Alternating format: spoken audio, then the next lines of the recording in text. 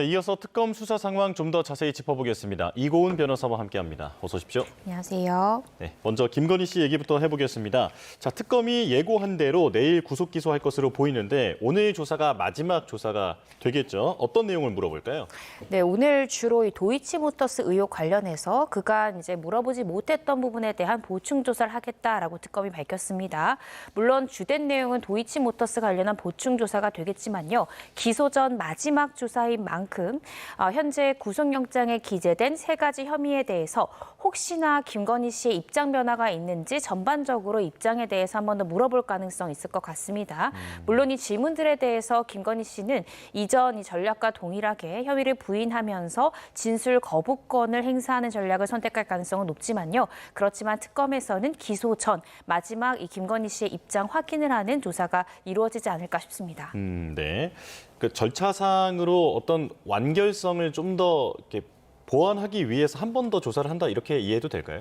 네, 그렇습니다. 이 도이치모터스 관련해서는 관련된 공범들에 대한 진술도 있으니까요. 예. 이 마지막 김건희 씨의 입장을 확인하고 최종적으로 남은 2가지 혐의에 대해서 혹시 이 4차례 이루어졌던 이 조사 과정에서의 입장, 이 입장으로부터 변경점이 있는지 아마 이 부분에 대해서 마지막으로 확인할 것 같습니다. 예. 자, 그리고 김건희 씨의 구속의 결정타가 됐다라고 평가받는 게 이 바쉐론 시계를 포함한 나토 3종 세트 수수 의혹인데요. 이게 구속영장에는 없었는데 이번 기소에는 포함이 될까요? 저는 분리 기소할 가능성이 높지 않을까 싶습니다. 예. 왜냐하면 이 구속 기간 때문인데요. 이 지금 해당 사건이 1심 재판 단계로 가게 되면 이 재판 단계에서는 한 개의 사건 번호에 대해서 구속할 수 있는 최장 기간이 6개월밖에 되지 않습니다. 예. 따라서 이 계속해서 추가 기소를 통해서 구속 상태를 연장해야 될 필요가 있기 때문에 제가 조심스럽게 추측해 보자면 일단 특검팀에서는 구속영장에 적시된 3가지 혐의에 대해서만 구속 기소를 하고 이후에 이 나토 순방이랄지 이 바쉐론, 이 콘스탄틴 시계 등에 관련한 이 의혹들에 대해서 수사를 하면서 하나하나씩 추가 기소를 하는 전략을 선택하지 않을까 싶습니다. 네. 예.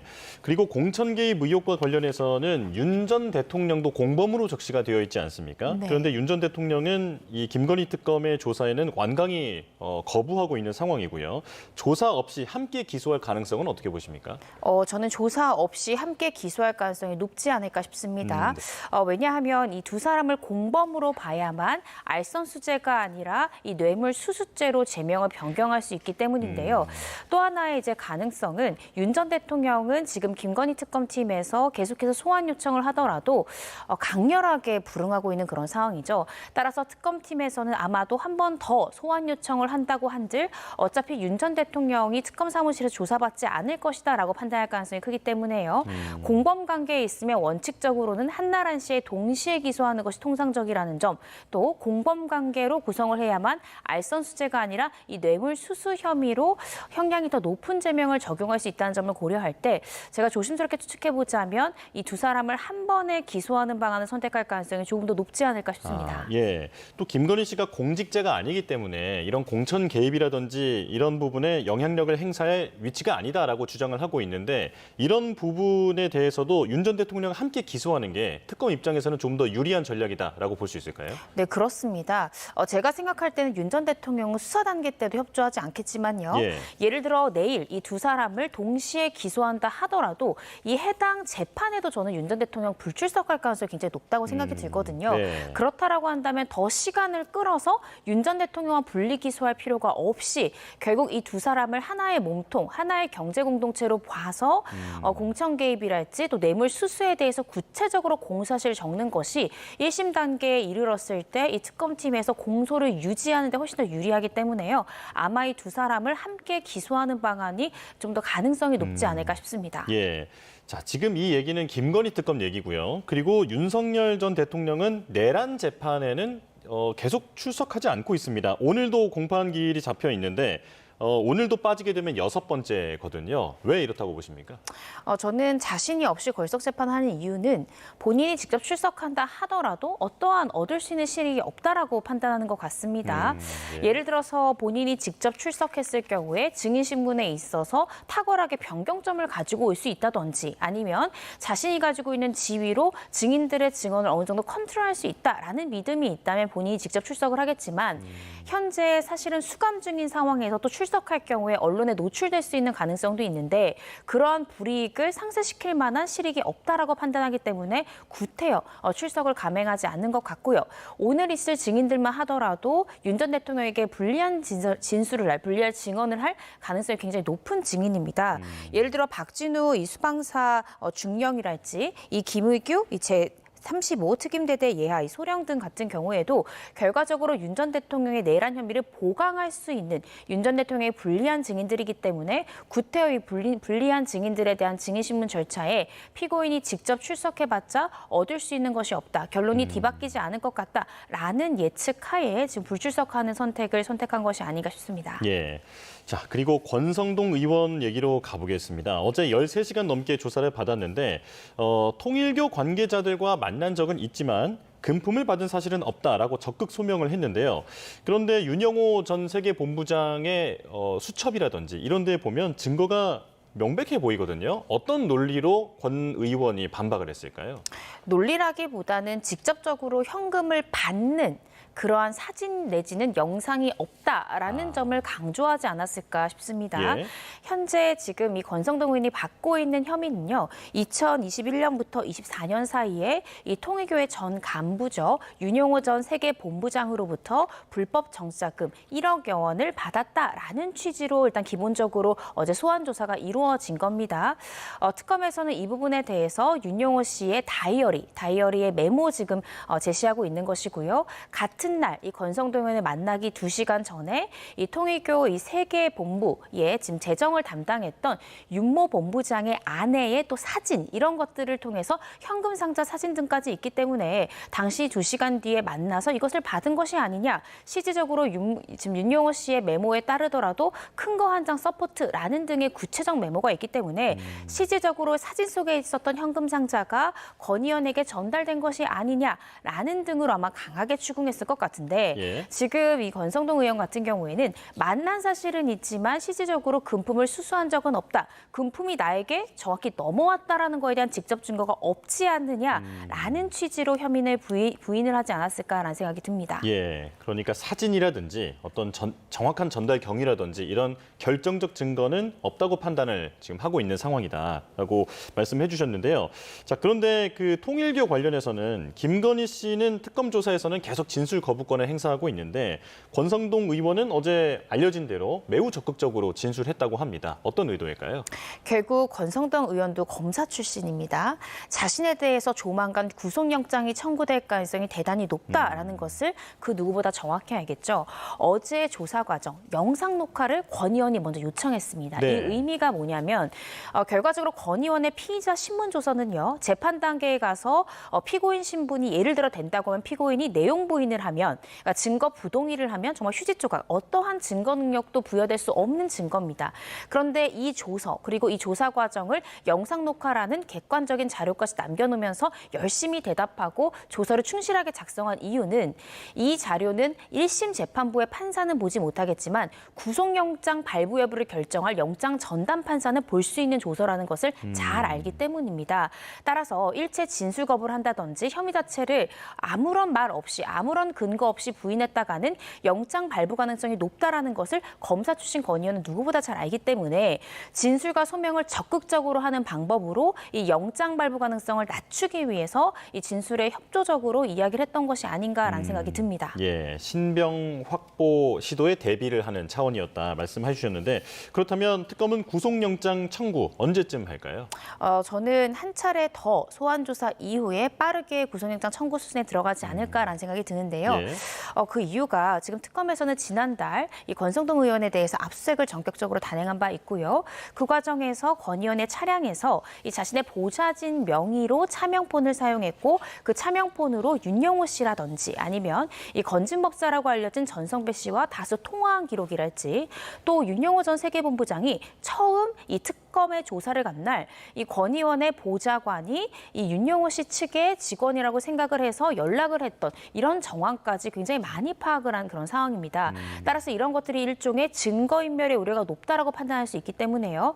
저는 특검에서 권성동 의원에 대해서 구속영장을 청구할 가능성이 굉장히 높다라고 판단을 하고 예. 그 시기가 그리 길지 않았다는 생각이 들고요. 특히 어제 한덕수 총리에 대한 영장이 기각됐기 때문에 이런 부분들을 고려해서 조금 더 빠르게 권 의원에 대한 영장을 청구할 가능성이 높지 않을까 싶습니다. 예, 특검 입장에서는 꼭 확보해야 할 증거가 국민의힘 당원 명부와 그 통일교의 교인 명부를 비교하는 그런 이제 작업이라고 볼 수 있을 텐데 지금 국민의힘은 완강하게 거부를 하면서 이 당원 명부 압수수색에 대해서 지금 협조를 하지 않고 있습니다. 특검은 재청구한다라는 입장인가요? 네, 그렇습니다. 결과적으로 이 권 의원을 밀어주기 위해서 내지는 김기현 당대표 등을 밀어주기 위해서 통일교회 교인들을 집단 입당시켰다라는 의혹을 확인하기 위해서는 결과적으로 통일교 교인들의 명단과 당시 국민의힘 당원으로 가입됐던 명단을 비교해봐야 일단은 그 사실관계 여부를 확인할 수 있고요. 예를 들어 그 명단이 정확히 일치한다라는 것을 확인해야지만 그러면 어떠한 연유로 이렇게 교인들이 단체적으로 이렇게 국민의힘에 입당하게 됐는가에 대한 2차 조사, 조금 더 깊은 수사에 들어갈 수 있는데 처음 길목부터 막힌 그런 상황이거든요. 네. 따라서 특검으로서는 이 해당 의혹을 밝히기 위해서 이 명단을 비교할 수밖에 없는 상황이고요. 따라서 영장을 재청구할 수밖에 없는 상황이기 때문에 재청구를 단행하겠다라는 입장을 밝힌 것 같습니다. 예, 그렇다면 다시 한번 시도를 한다면 조금 더 강행할 그런 가능성이 더 높아 보이는데 만약 당이 협조하지 않으면 물리력까지 동원할 그런 가능성은 있겠습니까?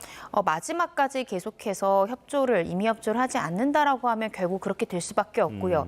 예. 문제는 이 좀 더 강하게 어떤 물리력을 행사했을 때 이를 막아서는 국민의힘 측의 이 관계자들이 공무집행 방해죄가 성립할 수 있다는 것이죠. 그 예. 이유는 특검에서는 적법하게 발부받은 영장을 집행하는 과정이기 때문에 영장 집행에 거부할 경우 좀 더 강하게 푸시할 수밖에 없고 그 과정에서 물리적 충돌이 일어날 경우에는 특검팀의 문제가 아니라 이 국민의힘 측이 공무집행 방해했다는 혐의로 현장에서 긴급 체포를 하면서 영장을 집행해 나가는 그런 저희가 그림도 생각해 볼 수 있는데 예. 이렇게 되면 문제가 더 커질 수 있겠죠. 그렇지만 영장을 재청구해서 발부한다는 의미는 이번만큼은 우리가 집행하겠다라는 의지로 읽혀져서 아마 재청구해서 다시 한 번 더 발부가 된다라고 하면 그때는 조금 더 강한 방법까지도 고안을 하면서 집행을 성공시키기 위해서 노력하지 않을까 싶습니다. 예. 자, 그리고 한덕수 전 국무총리에 대한 구속 영장 청구 기각됐습니다. 영장 발부 조건이었던 혐의 입증 그리고 증거 인멸, 도주 우려까지 법원이 모두 인정하지 않았는데 자세히 설명해 주실까요? 네, 저도 어제 이제 YTN에 출연해서 한덕수 전 총리에 대한 영장 같은 경우에 기각될 가능성이 상당히 높다라고 예측을 했는데요. 예. 그 이유가 첫 번째 허들이 과연 내란 방조라는 것이 입증이 되는가 이 부분에 대해서 법조인들 사이에서도 갑론을박이 많았거든요. 이 내란죄라는 것은 그 해당 조문을 보시면 기본적으로 3가지 행위 태양만을 내란범으로 규정하고 있습니다. 윤 전 대통령이 받고 있는 우두머리 혐의, 그리고 이상민 전 행안부 장관 등이 받고 있는 중요 임무 종사 혐의, 그리고 마지막이 부하 내동, 단순 가담 혐의입니다. 이렇듯 단순 가담 또한 가담하는 적극적인 실행행위가 필요하다는 것이 기본적인 내란죄의 성립 요건이고 법리 구성인데 내란 특검팀에서는 한 전 총리가 실질적으로 어떤 역할을 구체적으로 수행한 바는 없거든요. 그렇지만 국무총리로서 국정운영의 2인자로서 더 적극적으로 윤 전 대통령을 만류했었어야 되는데 만류하지 않은 것이 방조범 아니냐라는 논리 구성을 했는데 이것이 사실은 조금 생소한 논리 구성일 뿐만 아니라 그러면 어디까지 만류해야만 적극적 만류이냐, 방조의 범위를 어디까지 가져갈 것인가에 대해서 법리적으로 충분히 공방할 수 있는, 다퉈질 수 있는 요소가 있기 때문에요. 수사 단계뿐만 아니라 이 쟁점은 1심 단계 때도 계속해서 충분히 법리적으로 공방이 될 수 있는 그런 부분이다. 따라서 혐의 입증 부분이 좀 어려울 것이다. 그래서 영장 발부 가능성이 좀 낮다라는 취지로 제가 말씀을 드렸는데 역시나 판사는 법리상 충분히 다툼의 소지가 있기 때문에 현 상황에서는 이 혐의 입증이 좀 부족하다라고 보았습니다. 또 특검팀에서는 증거인멸의 우려가 높다라고 주장했던 요소 중에 하나가 위증 혐의 관련해서 한 전 총리가 이 내란 심판, 그러니까 이 비상계엄 이후에 있었던 탄핵 심판 과정 중에 증인 신문 때는 이 비상계엄 관련한 문건을 난 인지하지 못했다고 진술하다가 특검 조사 과정 중에 CCTV를 제시하니까 윤 전 대통령으로부터 그 문건을 받았다라고 진술이 변경됐기 때문에 증거인멸이 이미 됐고 인멸할 가능성이 높다라고 주장했지만 한 전 총리가 영장실질심사 과정에서 위증 혐의는 나는 이미 인정하고 있다라고 이야기를 했거든요. 따라서 추가적인 증거인멸의 우려가 없다라고 이야기를 했습니다. 그래서 혐의를 부인할 경우엔 증거인멸 가능성이 굉장히 높다고 법원은 볼 수 있지만 혐의를 인정하는 피의자에 대해서는 사실 추가적인 증거인멸의 우려가 좀 낮다라고 보거든요. 거기다가 이러한 진술을 뒷받침해 줄 수 있는 움직일 수 없는 물적 증거죠. CCTV까지 확인됐기 때문에 결국 이 영장 전담 판사는 CCTV 확보랄지 여태까지 확보된 증거 관계를 고려해 봤을 때 어떤 추가적인 이 증거인멸의 우려는 높다라고 볼 수 없다라는 취지 등으로 영장을 기각했습니다. 예, 말씀해 주신 내용을 보면 수사에 협조하는 태도를 보았을 때 도주 우려라든지 증거 인멸 우려를 인정할 수 없다라고 요약이 될 것 같은데 그렇다면 이 위증에 대해서 사실상 자백을 한 것처럼 다른 혐의에 대해서도 상당 부분 어떤 혐의를 인정했다든지 이런 부분도 추측해 볼 수 있는 겁니까? 제가 지금 여태까지 나온 보도 내용으로는 일단 위증 혐의는 명확하게 인정한 것 같습니다. 네. 그렇지만 이 내란 방조 부분에 대해서는 계속해서 부인하고 있는 것이고요. 일단 한 전 총리 같은 경우에는 계속해서 나는 윤 전 대통령을 만류하고자 노력을 했다라는 취지로 수사 단계부터 어제 영장 실질 심사까지 계속해서 주장을 해왔습니다. 그래서 CCTV를 이제 특검에서는 강력한 증거, 문건을 보고 있는다든지 이상민 전 행안부 장관과 문건 관련해서 대화를 나누는 듯한 이러한 CCTV가 강력한 물적 증거라면서 이제 어제 실질 심사 때도 그 CD를 제출한 것 같습니다. 그런데 이 부분에 대해서 사실 목소리가 녹음되어 있지는 않거든요. 예. 그렇기 때문에 한 전 총리는 그 과정이 내가 적극적으로 만류했던 과정이다라고 주장하는 것이고 특검은 행위로 봤을 때 그럴 것 같지 않다라는 것이기 때문에 충분히 공방이 오갈 수 있는 쟁점입니다. 그래서 한 전 총리가 여태까지 혐의를 인정한 부분은 아직까지는 위증 혐의만 있는 것 같고 나머지 혐의에 대해서는 계속해서 부인한 입장을 유지하는 것 같습니다. 그렇다면 불구속 상태로 앞으로 수사는 계속 진행이 되는 겁니까?